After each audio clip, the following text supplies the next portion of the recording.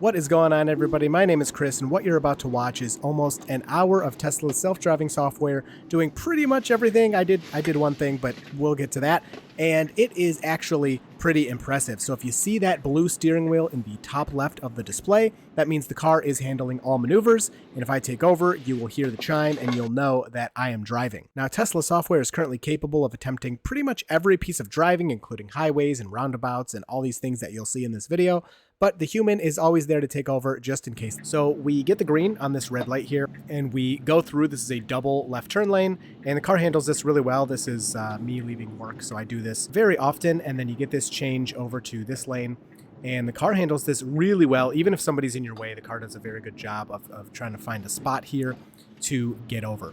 So I'm going to show you the entire process of merging onto the highway and how the car does that. We switch from the beta stack to the navigate on autopilot stack, and the car does pretty well. Sometimes it'll be a little goofy and I'll take over, but in this video you see here, I don't have to do anything to help the car out.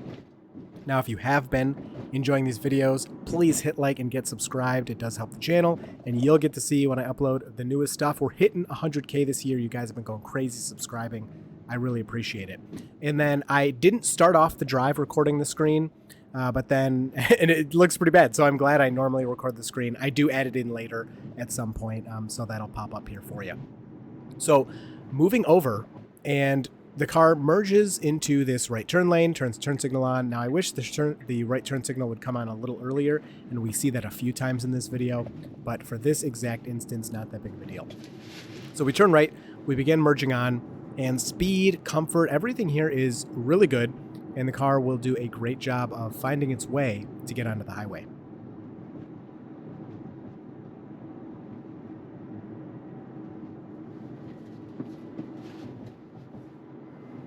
So here we go. The lane we're in right now ends, and so we have to move over to the left.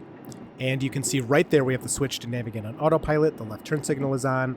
It requests me to touch the wheel, so I have my lane change confirmation off. So with my current settings, the car will make all lane changes that it wants to make all on its own as long as it feels the weight of my hand on the wheel, which is different than beta, where the car will just do everything. It doesn't need any confirmations. It doesn't need your hand on the wheel, but it will, of course, give you those nags every once in a while.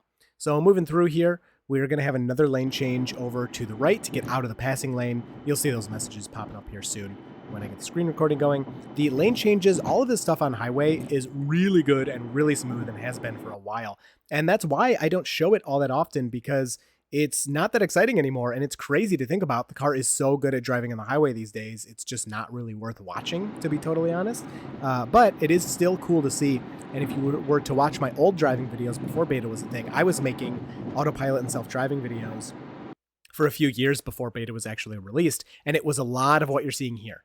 Highway driving, the car doing lane changes, and all of those kind of things, and it has just improved so much from a couple years ago. It's ridiculous. I think we're going to see the same thing with beta here. So to get my screen recording going, I just had to reboot the screen here. So you see it turns black. That was me rebooting it. And there you go. Now we have the screen recording up, and that will look a lot better for you. So on the highway, of course, there's way less detail. The car is not as free. It's really going to follow those lines. It's also not going to cross over that yellow line over there. So I'm sure people are asking. I will explain that in a second. So this is a pretty interesting scenario here. We want to change lanes. The person to our left does not let us. The car goes by, and then the Tesla tries to change lanes and decides, there's not enough room, I'm going to wait. So it moves back over. That entire move was really smooth. It didn't feel scary. I don't think the other person reacted in a negative way. It's just kind of like, well, we'll wait for the next gap. And the car did a great job there. So the speed limit you see above is a suggested speed. Nobody goes that speed. I just set my speed and kind of follow the flow of traffic here.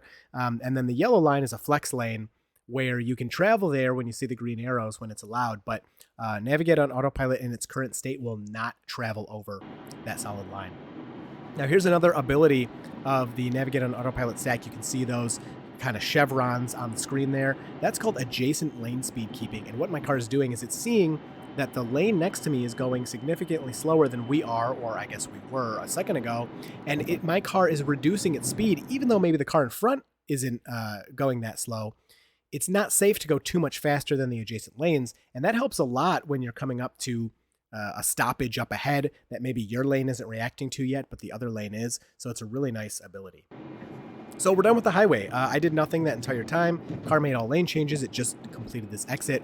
But here is where we have our one disengagement for this video, and it's a pretty big one. So we'll probably spend a second here, but we're exiting the highway and we have a double stop sign coming up. So we need to stop and turn right, and then immediately stop again at another stop sign and turn left.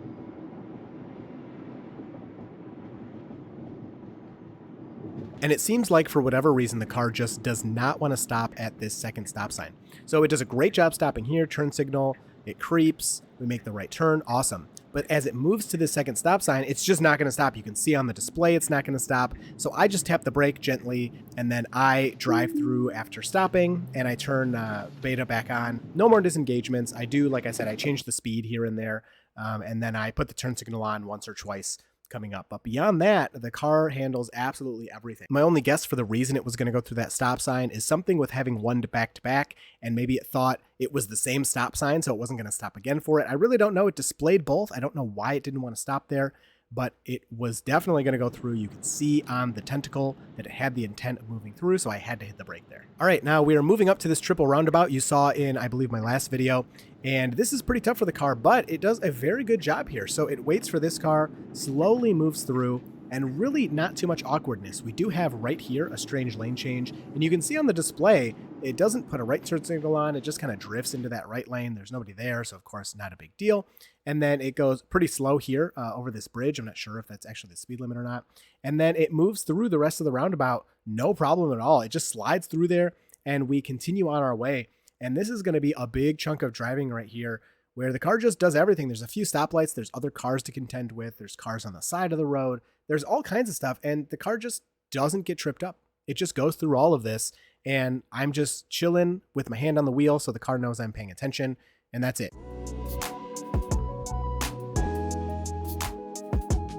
So interesting little example here. There's a car to our right on the side of the road facing the wrong direction. And my car does render them correctly as facing us, even though they shouldn't be facing us on that side of the road. Now moving into the right turn lane here, I really don't like how beta slows down and begins a lane change before turning the turn signal on. You really should have your turn signal on before you change your driving at all. So we were going 55 to 60.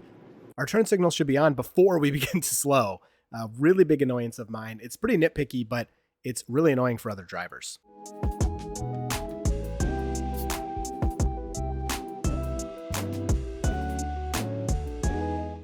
We do have here a jogger on the side of the road. You can see the car ahead moves over much more for them. That I probably would have done something like that, but beta handles it well. Plenty of space. Now, this left turn, unprotected left, is pretty difficult. It's hard to see in both directions. There's trees on both sides, but beta creeps out a perfect amount. It sees that there are cars, but there's enough room, and it goes for it. Acceleration is perfect. We're not anywhere near those cars. I think that guy's probably turning right, so he's going a little slower, and really nice left turn there on something that could have been much more difficult.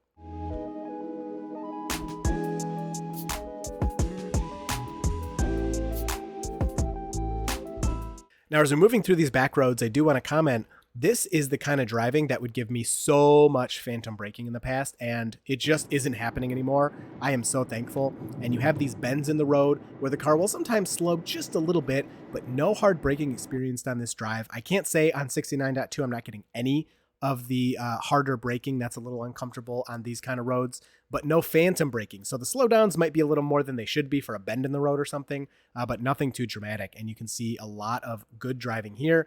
I had no complaints on any part of this section. So now we're moving to the end. This is moving into the parking lot. I did turn the turn signal on here because I know the car doesn't move over to the right enough, and I wanted the people behind me to know what I was doing. And it turns in here, and this is pretty much our destination. So I hope you enjoyed this one. This is about 50 minutes. It was over 30 miles. And that one disengagement, don't get me wrong, it was a big one, but you know, we're still paying attention, so it doesn't really bother me too much when I need to do those things. And then at the end here, it's going to pull us into the parking lot, and then my GoPro overheats right at the end. But you got to check out what happens here with these cones. So there's some cones right there, and I'm so glad you can still see because the rendering makes it look really bad. So they're off to the side. We have plenty of room to make this left turn, but on the render, it shows the cones in the middle. And it actually shows beta driving through a cone that isn't there. So that cone isn't there. And it just kind of drives through it. So there's a full screen of beta. I did report it. I found it interesting. So beta displayed it, it rendered it, but then it drove right through it anyway. So anyway, this was a great drive. It felt so natural. and I had a great time. So I hope you enjoyed this one. I look forward to talking to you down in the comments, and you will see me in beta in the next video.